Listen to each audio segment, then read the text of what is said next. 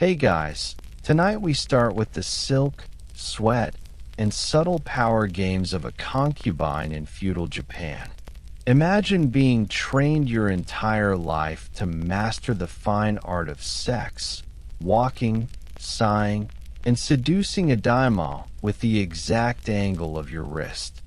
So, before you get comfortable, take a moment to like the video and subscribe, but only if you genuinely enjoy what I do here. And let me know in the comments where you're tuning in from and what time it is for you.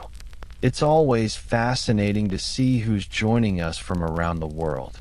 Now dim the lights. Maybe turn on a fan for that soft background hum. And let's ease into tonight's journey together. Dawn arrives with all the subtlety of a polite knock. No roosters, no fanfare, just the faint glow through rice paper doors and the soft shuffle of servants pretending they aren't judging your futon posture. You lie perfectly still, not because you're rested, but because any abrupt movement might undo your status as graceful and mysterious. In truth, your back hurts. Your hair is flattened on one side, and you've had a dream involving eels you'd rather not analyze. But none of that matters now. The morning quiet of the inner chambers. You awaken in a quiet corner of Edo Castle, though you are not truly asleep, not truly awake, merely drifting as the faintest glow of dawn touches the paper shoji screens. If you listen closely, you will notice that mornings in the women's quarters arrive not with loud declarations, but with a slow, almost ceremonial unfurling of sound. A maid adjusting a tatami mat, the soft slide of a door, the faint clatter of lacquered trays being prepared somewhere down the corridor. As a concubine in the service of a daimyo under the Tokugawa shogunate, your mornings are not rushed, yet they are filled with quiet, unspoken expectations. Life here is shaped by discipline, hierarchy, and ritual, elements so mundane, so repetitive, that they can almost lull you into forgetting the magnitude of the power surrounding you. You sit up slowly, careful not to disturb the neat folds of your bedding. A concubine is watched without appearing watched, judged without being told she is judged. Even the way you rise has meaning. It is not a life of passion or romance as stories might suggest, but rather one of measured restraint, political value, and the unending scrutiny of the court. Your first awareness each morning is of your own body, your hair, which must be kept in immaculate condition, your skin, which must remain fair and unblemished, your posture, which must communicate subdued dignity. These things determine your worth more than words ever will. A young maid, hardly older than 14, kneels outside your chamber and quietly announces her presence. She has come to help dress you for the morning routines. The layers of your kimono are selected according to season, household rank, and the daimyo's preferences. Even these preferences are not expressed directly. It is the senior attendants who interpret them, passing instructions down through ranks of women until they reach you. You stand still as the maid layers the garments. The underkosode, the nagajubin, and then the outer kimono. The fabric is heavy yet delicate, dyed in muted tones symbolizing propriety. Everything is designed to be modest, understated, and appropriate for your assigned position. Not too elaborate to challenge the primary wife, not too plain to appear disrespectful to the daimyo. Your hair, styled the previous night, requires only light adjustments. The wax and pins hold it in a structured arrangement that marks you as part of the inner household. You can feel the weight of it whenever you nod. As the maids finish their work, you notice the morning light filtering more clearly into the corridor. It is gentle, almost fragile, softened by rice paper screens. The interior of the women's quarters is intentionally serene, removed from the administrative bustle of the outer castle, distanced from the clang of weapons in the training yards, isolated from the political debates of counselors and retainers. You eat a small breakfast, rice porridge with pickled plum and warm tea. The meal is simple, portioned modestly. A concubine must maintain her figure. Even meals are calculated. Across the corridor, you hear the faint rustle of another concubine's attendants preparing her for the morning. Competition is unspoken but constant. Every woman here occupies a place in a shifting hierarchy, their influence rising and falling with the daimyo's attention, the whims of senior officials, and the subtle alliances within the women's household. Yet outwardly, everything is polite, subdued, almost suffocating in its quiet civility. You finish your tea slowly, savoring its warmth. These small moments of solitude are rare. Soon the morning duties will begin, duties that are less glamorous than outsiders imagine. Although you serve a powerful lord, your days are filled mostly with uneventful obligations. Reading lessons, embroidery practice, musical training, poetry composition, and etiquette reviews. These activities are not meant to entertain you. They shape you into a symbol of refinement. You are, in essence, a cultivated ornament representing the household's prestige. You leave your chamber and walk down a long, silent hallway. The tatami mats are smooth beneath your feet, the scent of cedar faint but comforting. The walls are decorated not with portraits or grand displays, but with minimalist scrolls, landscapes, poems, or scenes of nature rendered with delicate brushwork. Everything here is designed to create an atmosphere of calm propriety. In the practice room, other women are already gathered. Some are concubines, others are ladies-in-waiting. Some are daughters of allied families sent here for education and refinement. The distinctions between them are subtle but deeply important. A concubine must carry herself carefully, above the attendants, respectful toward the official wife, poised yet never prideful. You sit at your designated spot and begin your training for the morning, calligraphy. The brush feels familiar in your hand, the inkstone cool against your fingertips. The instructor, a woman older than any of you, with a stern yet patient expression, moves slowly between students. You practice writing poems, though not your own.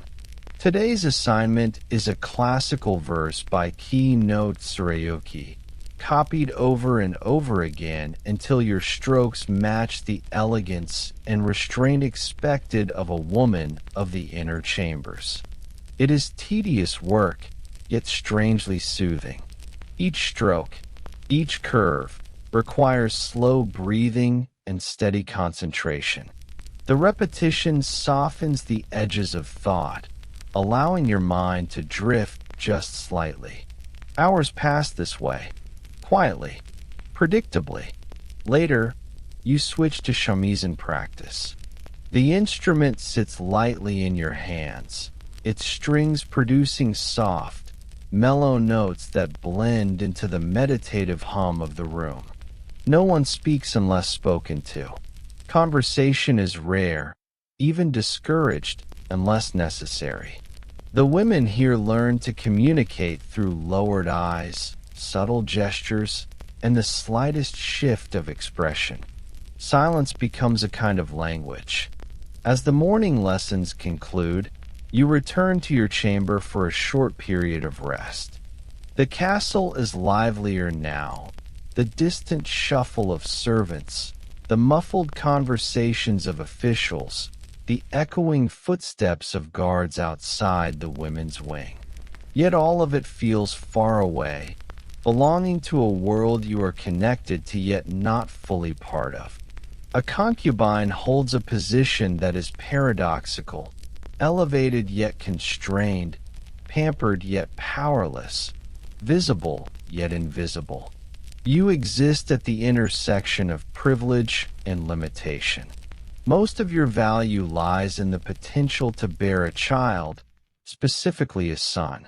This pressure is constant, though rarely spoken aloud. You pour yourself another cup of tea, aware of the quiet surrounding you. You think about how many women before you lived the same repetitive days, rising with the dawn, dressing in carefully arranged layers, performing routines that never truly changed. Your life is preserved like an artifact behind shoji screens, protected, polished, and suffocatingly still. Sometimes you wonder what lies beyond the gates. The noise of the markets, the chaotic energy of Edo's streets, the sound of vendors calling out their wares, the bustle of commoners going about their ordinary lives. Freedom, even in its most mundane form, feels like a distant dream. And yet, you remind yourself, this is the path you were chosen for. Or perhaps the path chosen for you by family circumstances, alliances, or the ambitions of parents who believed that serving in a daimyo's household would secure honor. The tea is warm in your hands. You sip it slowly, letting the minutes stretch out. Afternoon duties will begin soon. But for now, this stillness is yours. Still, beneath the calm surface of your day, a question lingers quietly, one many concubines likely whispered to themselves across centuries. In a life shaped by ritual and bound by silence, what part of you truly belongs to you? The unseen machinery of influence. The soft stillness of the late morning gradually dissolves as the castle begins shifting toward the business of the afternoon. Although the men of the daimyo's household move openly through the administrative halls, meeting retainers, reading petitions, reviewing land surveys, and receiving invoice, the women's quarters operate according to a quieter schedule, one that rarely appears in written records yet plays a profound role in maintaining the stability of the domain. You rise when the maid returns, bowing gently before speaking. "It is time," she says softly. Her voice is calm, but the message is unmistakable. The afternoon routines are about to begin, and your presence is expected. The walk to the central corridor feels ceremonial, even though it happens every day. The architecture of Edo period castles is designed to guide movement in subtle ways. Some routes intentionally inconvenient, some deliberately indirect, some meant to limit access. The women of the inner chambers occupy a strange place in this architectural logic. You are protected, which also means you are contained. The corridor widens as you approach the larger common room. Sunlight filters through the shoji screens with a different character now, stronger and more defined, illuminating the wooden beams above. The scent of tatami mixes with a faint whiff of warmed sandalwood incense.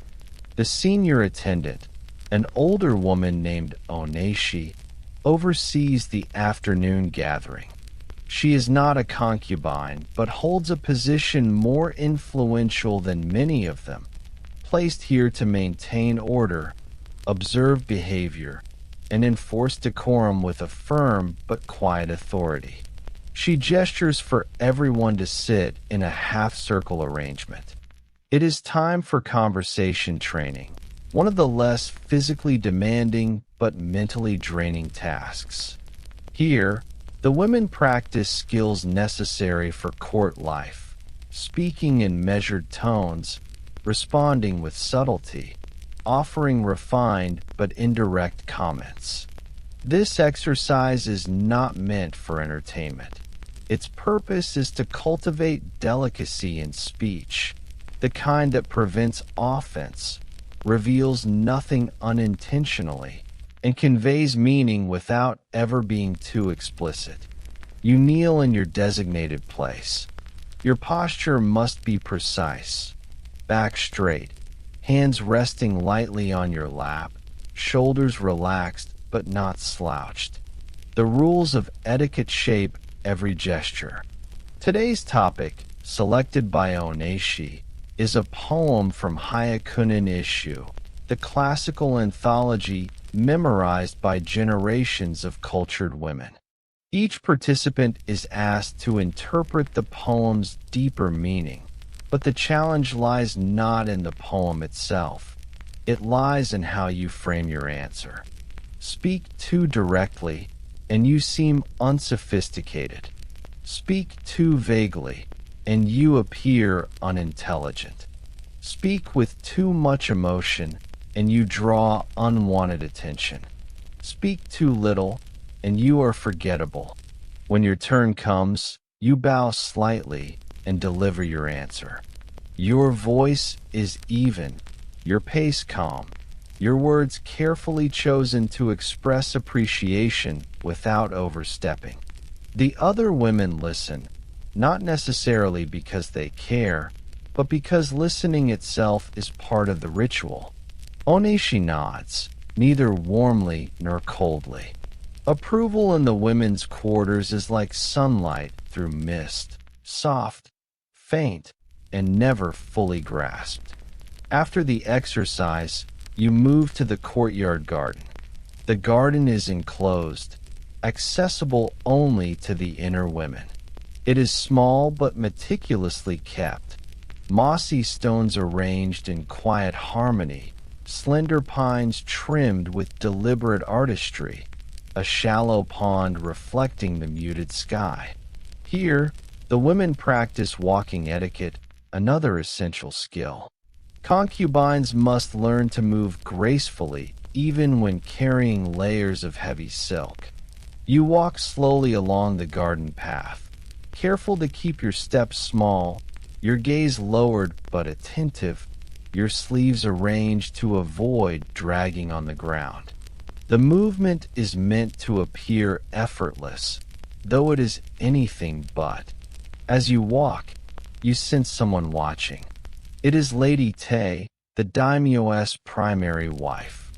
Her presence brings a subtle shift to the air, not tension exactly, but something like a quiet tightening beneath the surface. Lady Tay commands respect, not because she is unkind, but because she carries the burden of representing the household's dignity. Her lineage is impeccable, her marriage politically significant, her role unquestioned. She stands near the veranda, flanked by her personal attendants, observing the women with a distant expression. You bow deeply when your turn brings you near her line of sight. Her gaze lingers on you for a moment, not evaluating you, but acknowledging you as one acknowledges an object in its proper place. There is no rivalry between you and Lady Tay, at least not openly. The hierarchy is clear, the distance is structural. Yet her presence reminds you that every gesture you make, every word you say, contributes to the invisible scales on which favor and disfavor are weighed. After the garden practice, lunch is served. The meal is simple again: rice, miso soup, simmered vegetables, carefully portioned. You eat quietly among the other women, aware of how sound carries through the tatami spaces. Conversations are muted and brief. One of the younger concubines, Megumi, sits near you. She always seems a little nervous, her hands fidgeting as she holds her chopsticks. She is new to the household, barely 17, daughter of a minor retainer whose family offered her here in exchange for future stability. You sense she has not yet learned the rhythm of this place. She glances at you and whispers, "Do you ever wonder what your life would be like outside these walls?" You do not answer directly. You cannot. Words spoken too freely can become misunderstandings, and misunderstandings can become rumors. Rumors, in the women's quarters, carry the weight of stones dropped into still water. They expand outward in rings that can reach even the daimyo's ears. You reply only, "The castle is vast, but each of us understands our place within it." Megumi lowers her gaze. Perhaps she takes this as reassurance. Perhaps she simply realizes she asked something dangerous. After lunch, your next duty is in the scroll room, where you study classical literature under the supervision of a scholar hired by the household. Though you are not free to leave the women's wing, knowledgeable tutors come to you, ensuring concubines remain symbols of refinement. Today's lesson focuses on the tale of Genji. While many think of it as a romantic story, the reality is far more subtle and far more political. Its descriptions of court life, power dynamics, and the invisible pressures placed on women mirror your own world with uncanny accuracy. As the tutor reads aloud, you listen to the cadence of his voice. He speaks calmly, each sentence rising and falling like waves. The tale's characters, Ladies Rokujo, Aoi, Murasaki, navigate a world shaped by beauty, status, and quiet suffering. Their lives, though fictionalized, echo truths found across centuries. The lesson lasts over an hour, though time feels suspended. Reading in the afternoon light has a strangely tranquil effect, softening your thoughts and slowing your breath. After the lesson concludes, you move to the sewing room. Here, women mend garments, stitch embroidered crests, and prepare decorative items for upcoming festivals or ceremonies. The rhythmic motion of the needle, puncturing, pulling, tightening, creates a steady pattern, almost hypnotic. Sewing, like everything else, reflects one's discipline. A crooked stitch suggests carelessness. A stitch pulled too tightly reveals impatience. A stitch too loose implies inattention. Yours are neat and even. Years of practice have etched the motion into your muscles. As you sew, Oneshi quietly walks behind the row of women. She does not need to raise her voice. Her authority rests in her calm presence, her unwavering discipline, and the knowledge that she reports directly to the daimyo's senior administrators. A concubine may be valued for her beauty, but Oneshi holds power through competence. After sewing, you are allowed a brief walk in the veranda overlooking the small courtyard adjacent to the women's hall. A light breeze rustles the bamboo leaves. Somewhere beyond the inner walls, you hear the faint clang of steel, samurai training in one of the outer courtyards. Their world feels incredibly close and impossibly distant at the same time. As afternoon shades toward evening, the atmosphere in the women's quarters shifts subtly. There is an underlying anticipation, never spoken aloud, but always present, about whether the daimyo might request the presence of one of the concubines tonight. This uncertainty is part of the silent machinery that governs your life. The summons is never guaranteed, never predictable. It might come once a week or not at all for months. The decision carries political implications, emotional repercussions, and shifts in household dynamics. You have learned not to hope and not to fear. Instead, you simply prepare yourself each day as if the possibility exists. Before dinner, you participate in another training session, this one focused on music. You play the koto today. The instrument's strings vibrate softly under your fingertips, producing a sound both delicate and melancholic. You focus on the notes, letting the music guide your breathing. The instructor nods approvingly. She comments on your technique, praising your steady tempo, but gently correcting your hand position. Her tone is patient. Music in the women's quarters is not measured by passion, but by discipline. Dinner is served shortly after. The maids move efficiently, placing lacquered trays before each woman. The meal is more varied than lunch. Grilled fish, simmered radish, tofu, yet still modest. You eat quietly, aware of the evening drawing nearer. After dinner, you return to your chamber. The lanterns are lit, casting soft, warm light across the tatami. Shadows sit lightly in the corners. The room feels smaller at night, enclosed in a way that invites contemplation. Your maid prepares your bedding, smoothing the sheets with practiced hands. She does not speak much. Maids are trained to remain unobtrusive, to avoid burdening their mistresses with unnecessary conversation. You sit near the window, gazing through the narrow opening at the fading sky. The castle grounds glow faintly under moonlight, though the outer walls block most of the view.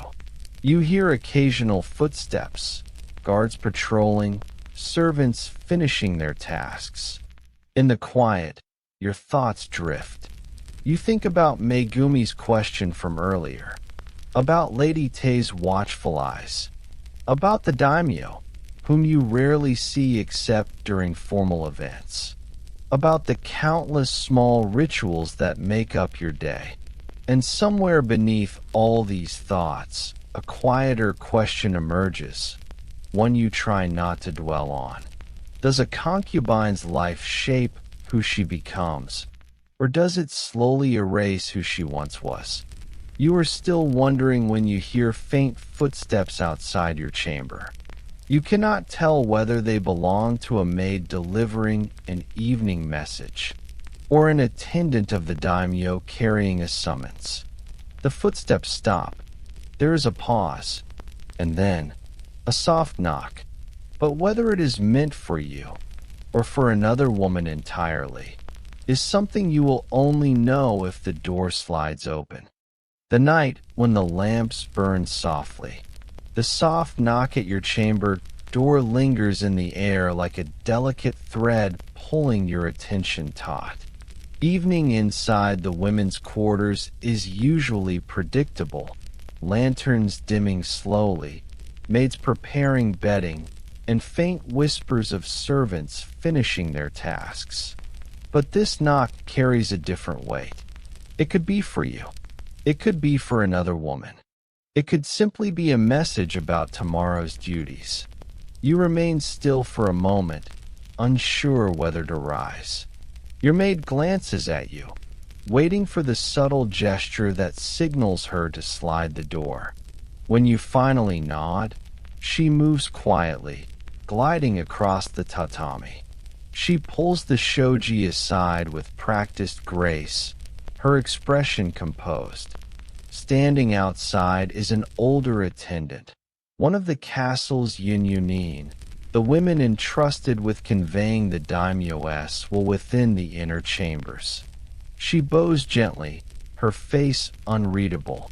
"Tonight," she says softly, "you are to prepare." Your maid bows deeply.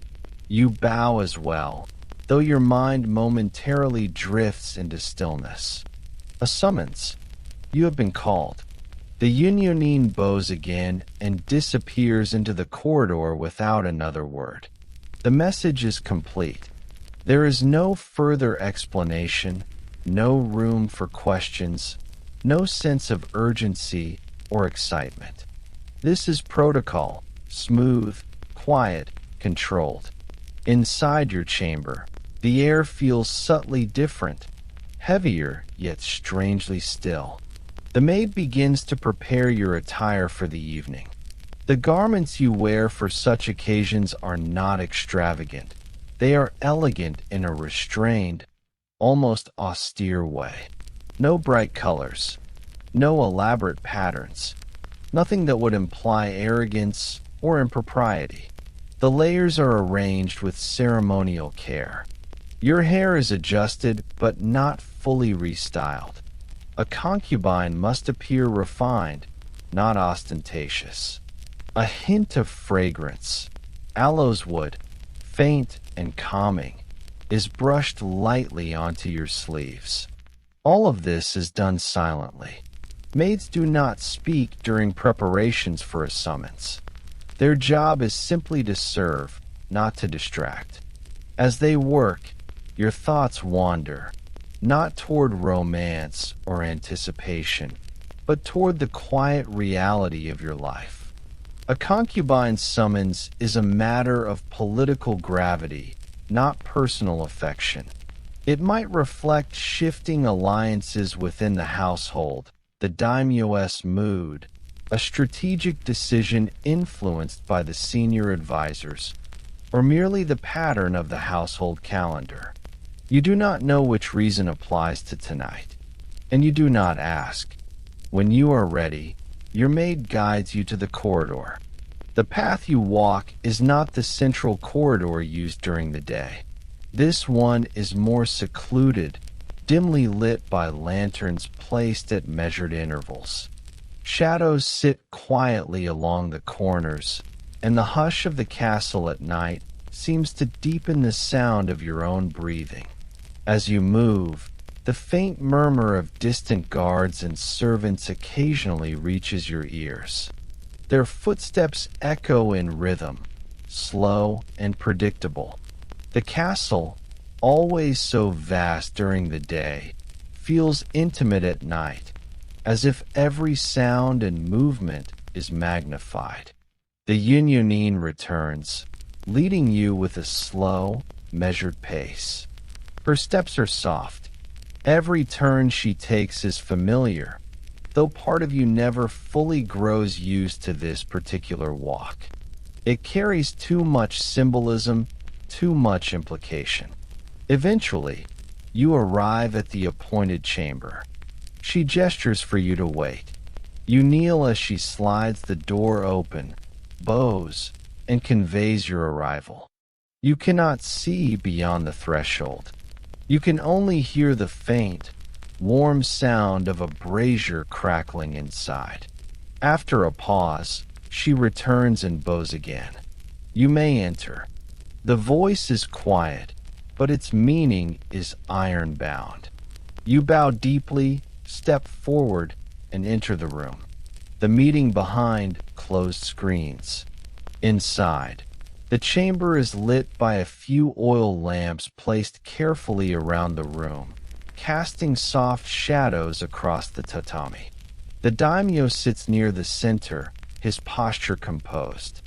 He appears calm, contemplative even. The weight of leadership rests lightly on him tonight, as if the affairs of the domain have temporarily faded into the stillness of the moment.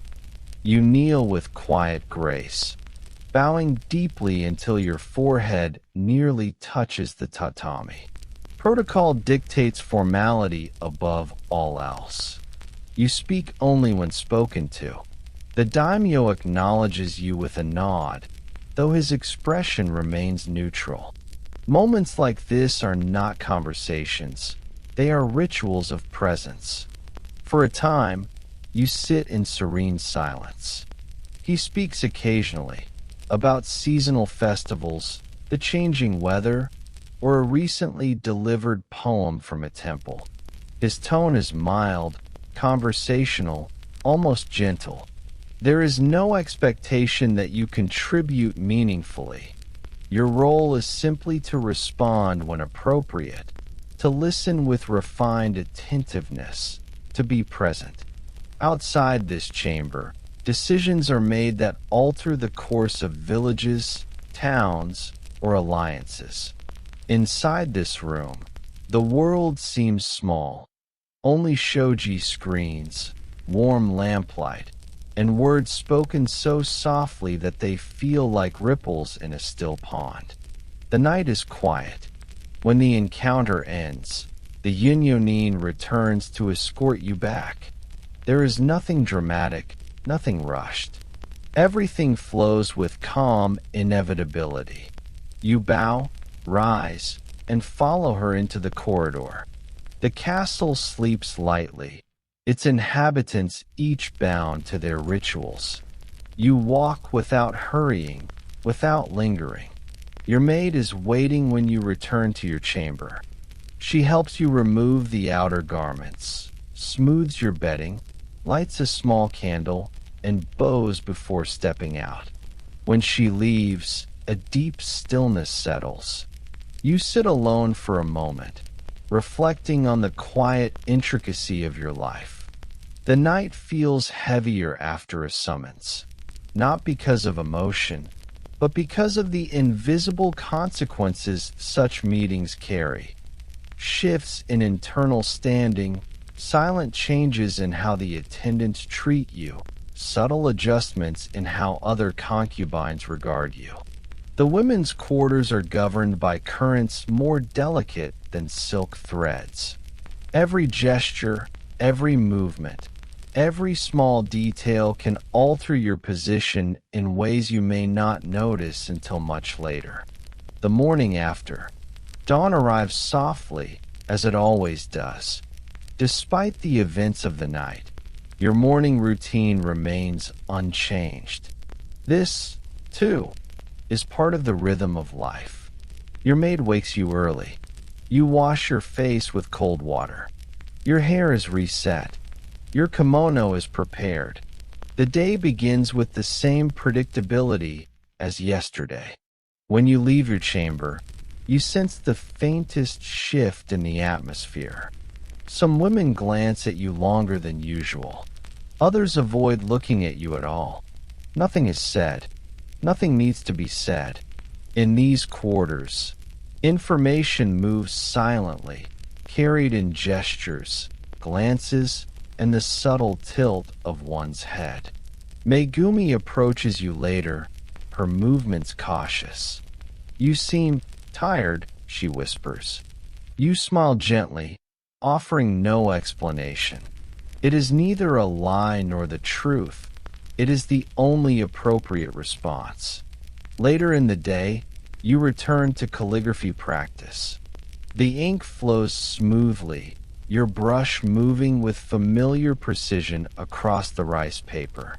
You write verses from the tale of Genji again, lines about transience, restraint, the quiet weight of expectations. Perhaps more than any other text, Genji mirrors the unspoken reality of women in courtly life. Beauty, refinement, silence, and patience.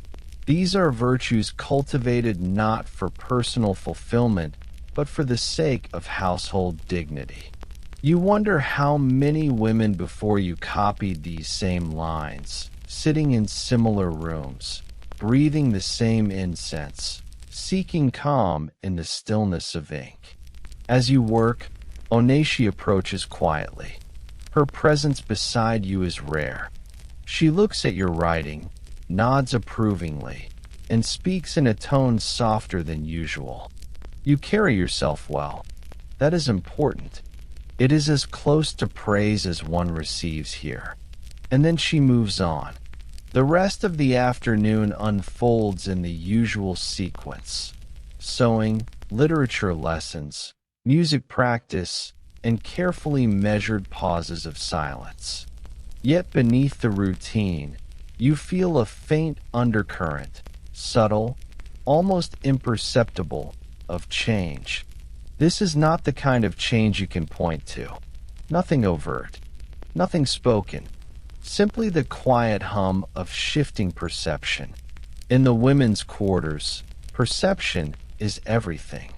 The weight of a concubine's legacy. Evening comes again, bringing with it a cooler wind that slips through narrow openings in the castle walls. Lanterns are lit. Tatami creaks softly under passing footsteps. Somewhere in the distance, guard switch shifts. You sit in your chamber, writing a small poem on a scrap of paper.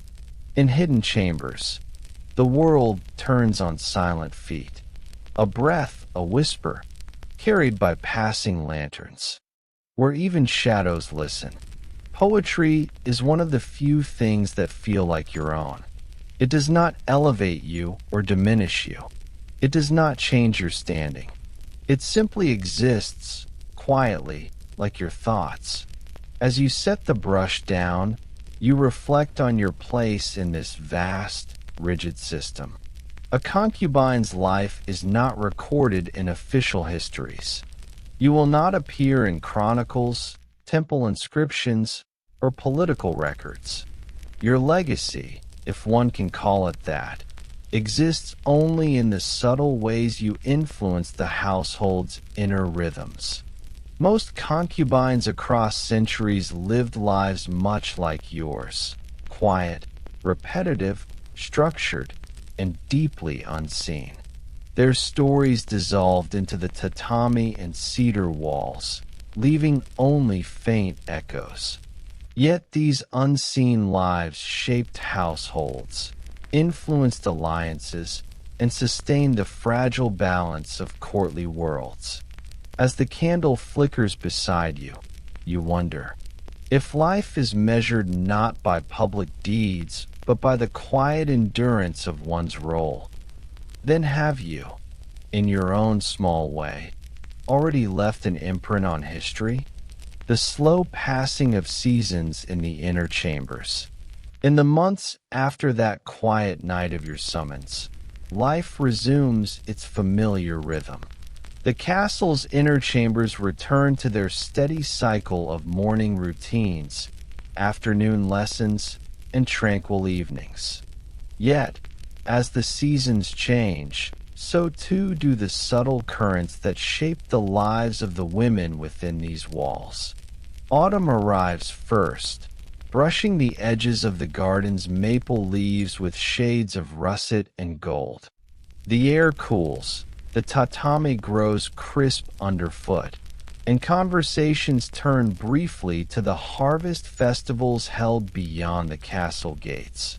Festivals the concubines hear about, but never attend.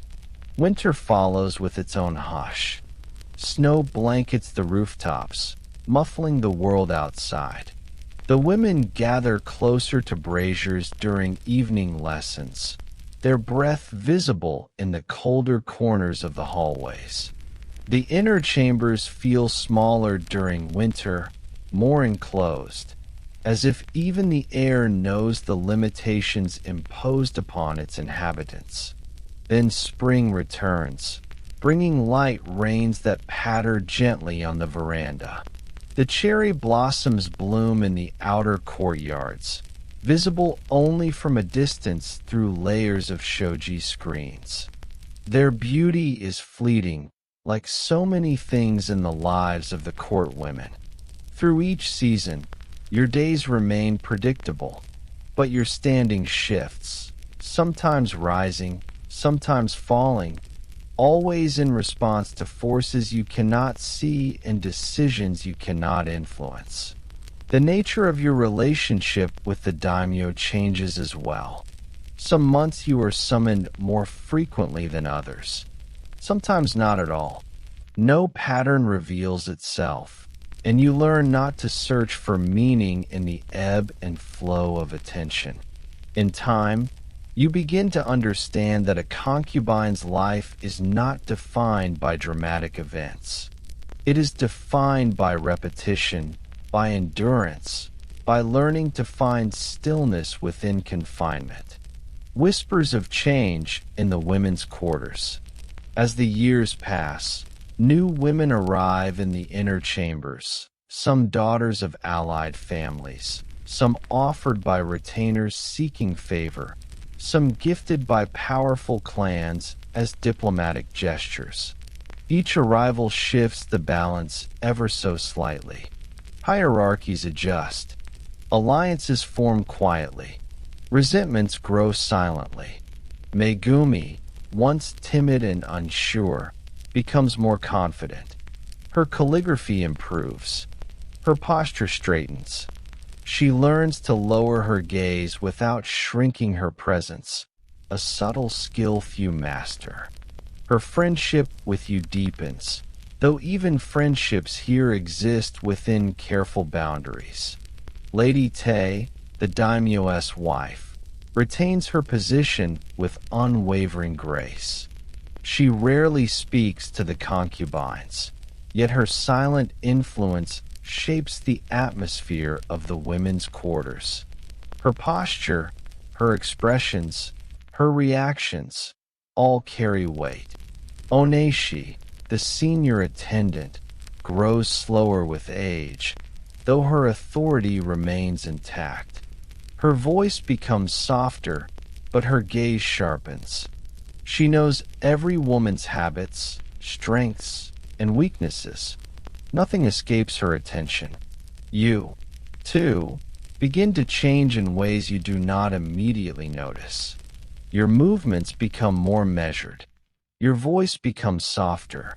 Your thoughts become quieter, shaped by the rhythm of routine and the subtle pressure of expectations. You learn to carry yourself with elegance even when tired, to keep your expression neutral even when troubled, to maintain composure even when overlooked. These changes arrive gradually, like the slow drift of clouds across a still sky. The child who alters the rhythm of the household. In your third year within the castle, a child is born to one of the concubines, a boy. His birth shifts the atmosphere of the household in ways no adult arrival ever could. A son holds value beyond measure in a daimyo's lineage. Though he is not yours, his presence changes your daily life. The women's quarters become divided between those connected to him and those who are not. The mother, once low and standing, rises abruptly. Her attendants grow more confident. Her movements become more visible. The newborn's cry echoes through the corridors in the early mornings, startling the stillness. As he grows, his footsteps patter across polished wooden floors, soft and uncertain.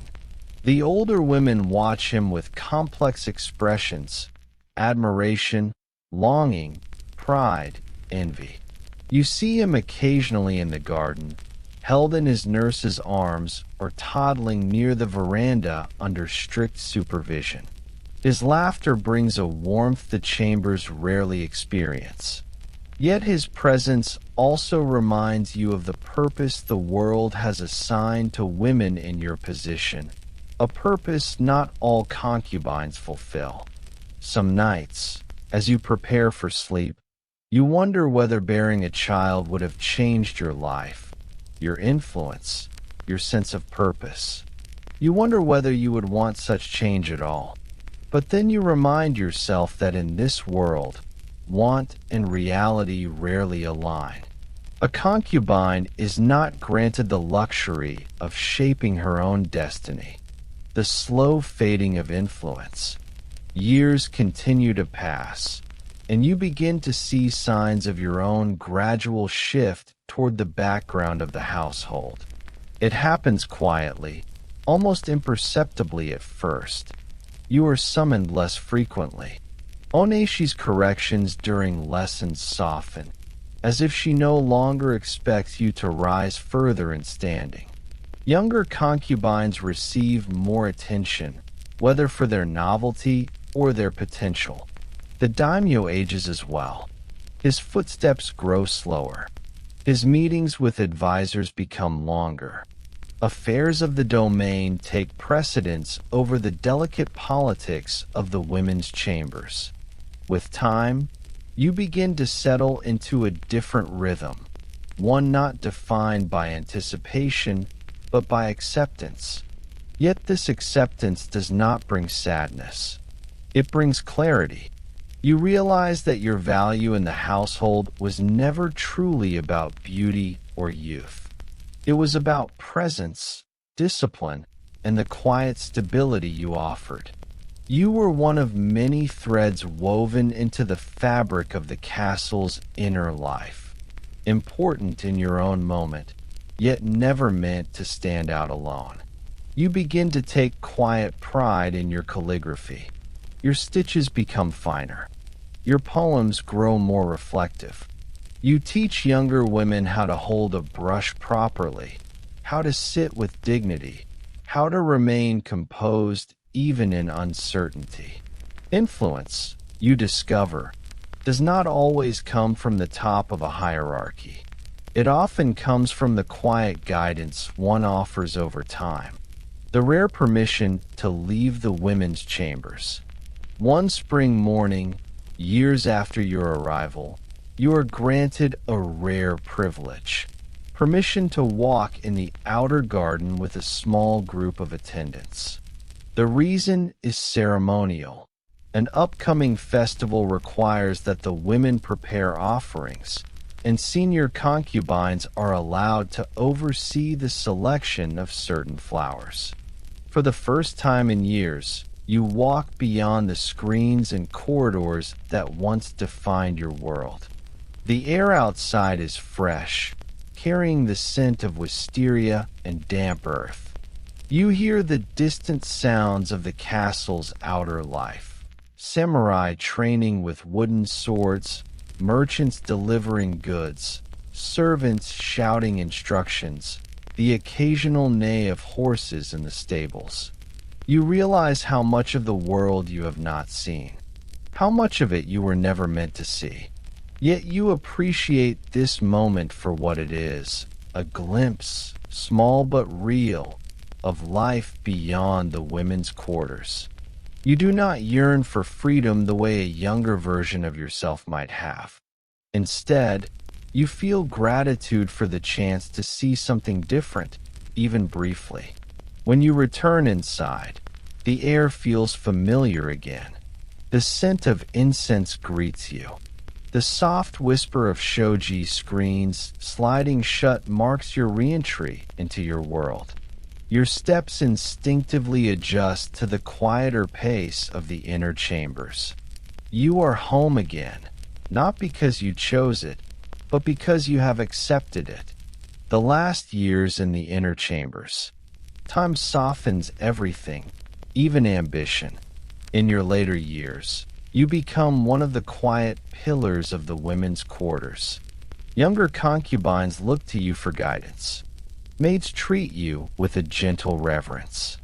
Even Lady Tay acknowledges you with a respectful nod when your paths cross. You no longer worry about being summoned. You no longer measure your worth by the daimyo's attention or by the silent hierarchies that once seemed so crucial. Instead, your life becomes a collection of small, meaningful routines. The steady scratch of your brush on rice paper, the warmth of tea between your palms, the quiet companionship of women who have shared this enclosed world with you, the changing light on the garden stones as seasons pass. You become a keeper of the quarter's quiet history, an observer of the subtle currents that shape women's lives behind screens and cedar walls. And though official chronicles will never record your name, the women around you will carry parts of your influence quietly into their own futures. A corrected brushstroke, A perfected bow, a poem whispered in the dark. These are legacies too, small, almost invisible, yet deeply human. The final reflection. One evening, as you sit by the dim glow of a lantern, listening to the muted rain against the roof tiles, you reflect on the path that brought you here. You think of the girl you once were, full of questions, uncertainties, and quiet hopes. You think of the woman you became, shaped by routine, refined by discipline, softened by time. You realize something simple yet profound.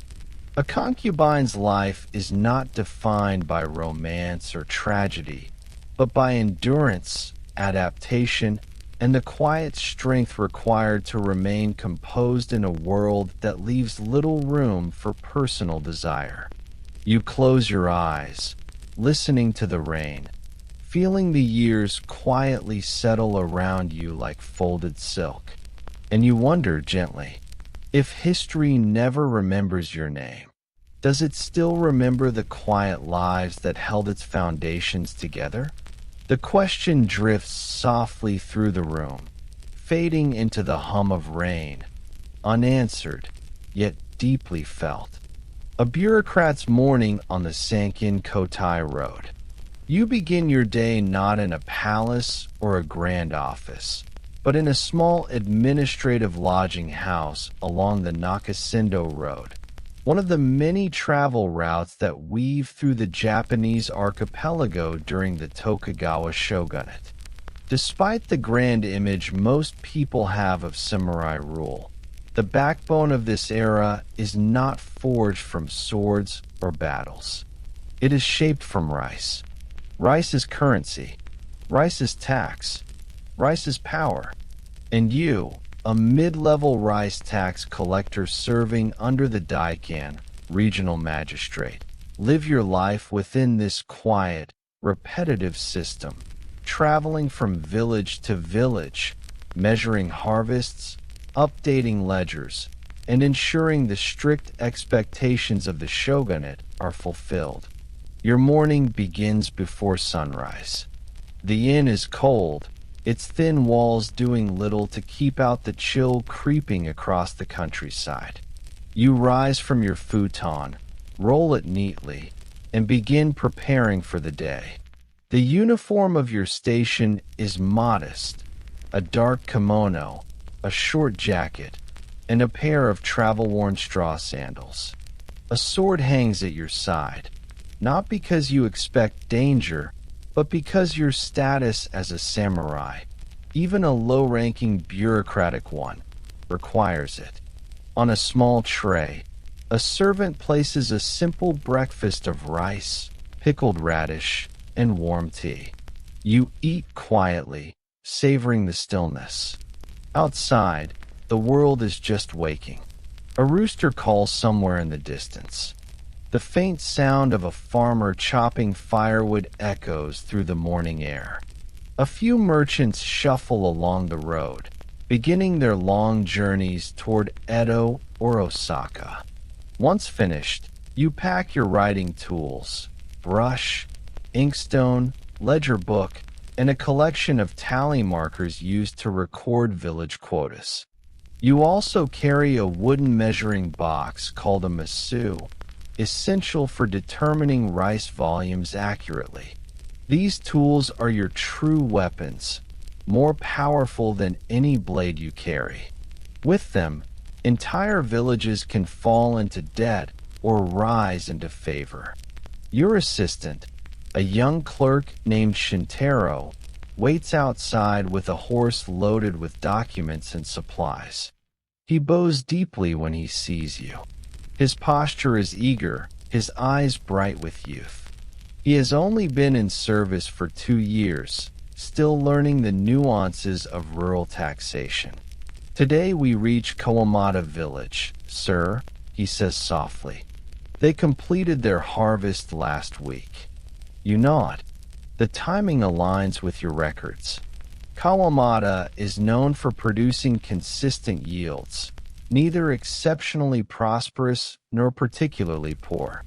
Its people have lived under the steady weight of tax obligations for generations, just like countless villages across the archipelago. You adjust your travel coat and begin the walk toward the village. The path is narrow, bordered by fields still glistening with morning dew. Dragonflies hover above irrigation channels, their wings catching the light of the rising sun. A few farmers, already knee-deep in muddy paddies, pause to watch you pass. They bow respectfully, though their expressions reveal the quiet anxiety that accompanies any visit from a tax collector. Your presence represents the shogunate's authority, and authority rarely brings comfort. The structure behind the quiet bureaucracy. As you walk, Shintaro reviews the village records aloud. His voice is soft but steady. Kawamata's official kakadaka is listed at 480 koku for this year. He continues flipping through the parchment sheets.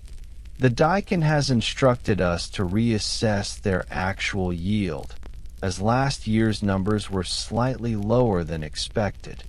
You already knew this. Every village has a kakadaka, a rice-based economic value assigned by the shogunate. It determines tax obligations, not actual harvest. Often, villages are taxed more than they can produce, creating a cycle of debt and negotiation. The taxpayers, in this case, are not merchants or nobles.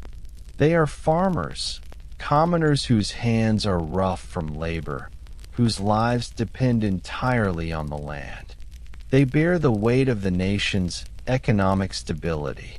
You walk in silence for a while, listening to the distant sound of wooden water wheels turning in the fields. The Tokugawa period is peaceful, but peace is not effortless. It is upheld by a delicate balance of taxes, administration, and strict adherence to tradition. Your job is to maintain that balance, not forcefully, but methodically, quietly, and with unwavering precision. As you approach the village, its thatched roofs come into view. Smoke rises gently from a few chimneys. Dogs bark.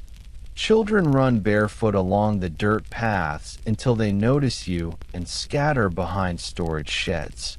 The headman of the village, an older man named Haisuk, stands at the entrance with two assistants. They bow deeply, holding their poses until you signal them to rise.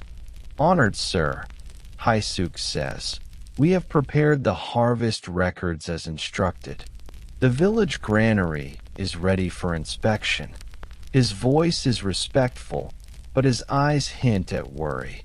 Even a slight miscalculation in the village's favor, a missing bundle, a misreported yield, can lead to penalties that take years to recover from.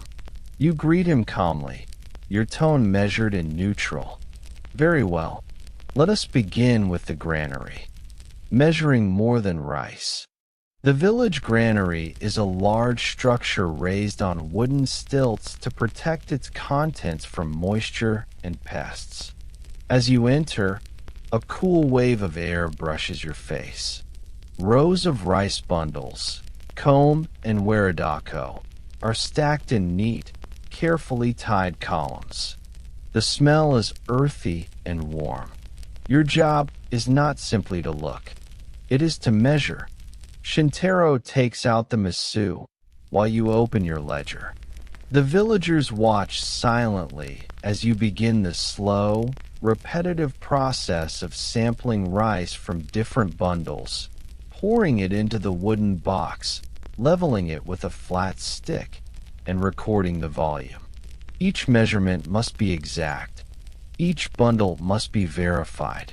A tax collector earns respect not through kindness or cruelty, but through consistency. Haisuk observes nervously, wiping his palms against his kimono. His assistants whisper among themselves, likely calculating whether the harvest will meet the quota. You examine several bundles, comparing quality, dryness, and grain size. Poor quality rice may reduce the taxable yield. Your role, however, is not to advocate for the villagers. It is to maintain the integrity of the shogunate's system. As hours pass, you move through the granary slowly, listening to the soft rustle of straw and the rhythmic pouring of grains. Shintaro records your observations with careful strokes of his brush. When villagers step forward to offer explanations for lower yields or damaged bundles, you listen politely but without expression. You are not here to judge. You are here to verify. Once the measurements are complete, you step outside the granary to review the data. The sun is high now, casting strong shadows across the rice fields. Farmers continue working under its heat, their bodies bent, their movements steady. For them, the day's labor does not pause simply because an official is present. You admire their endurance silently. Though the samurai class is labeled noble, it is the farmers who sustain the entire nation. The quiet lunch that reveals everything. Haisuk invites you to a modest meal: rice, pickled vegetables, and a soup made from daikon tops. Hospitality is common during assessments, though no official rule requires it. It is understood that kindness toward tax collectors can sometimes soften their judgment, but you do not accept favors.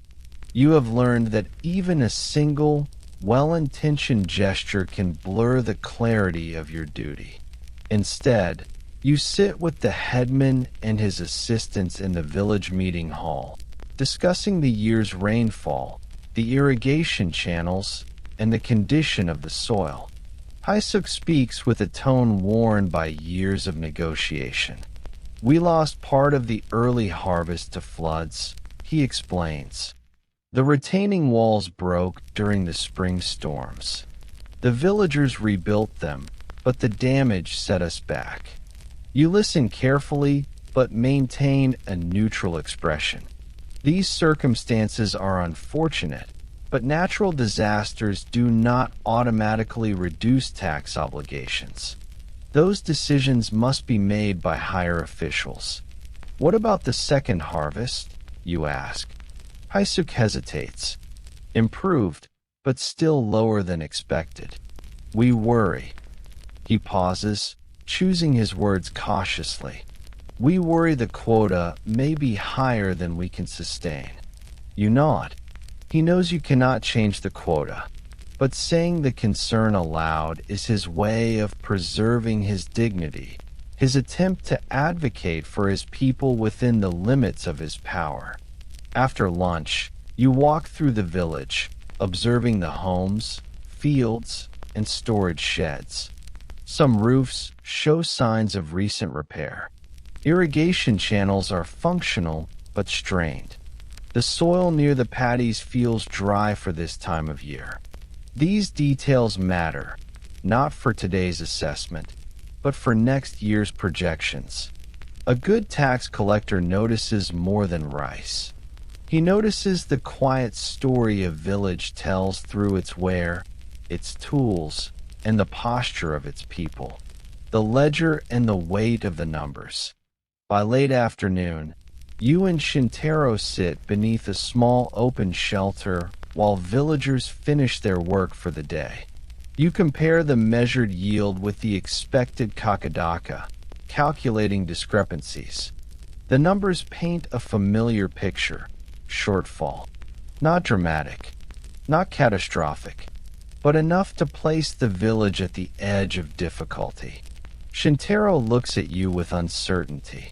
Sir, should we recommend leniency? You close your ledger deliberately. That is not our decision to make.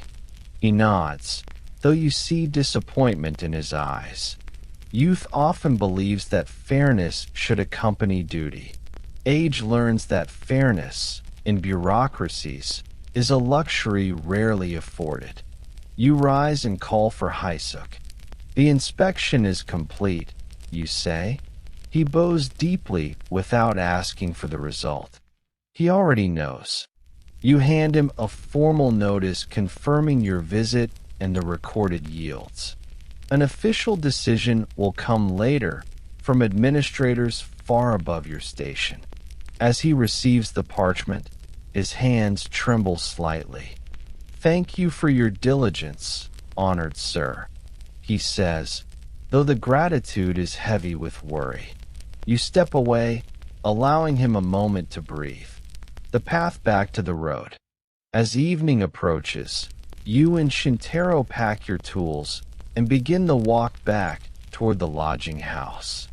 The sky glows orange, rice paddies reflect the sunset like sheets of gold, and smoke rises from the villagers' hearths as they prepare their meals. The road feels quieter now. The day's work weighs on you, not physically, but mentally. You know that your assessment could shape the village's fate for years.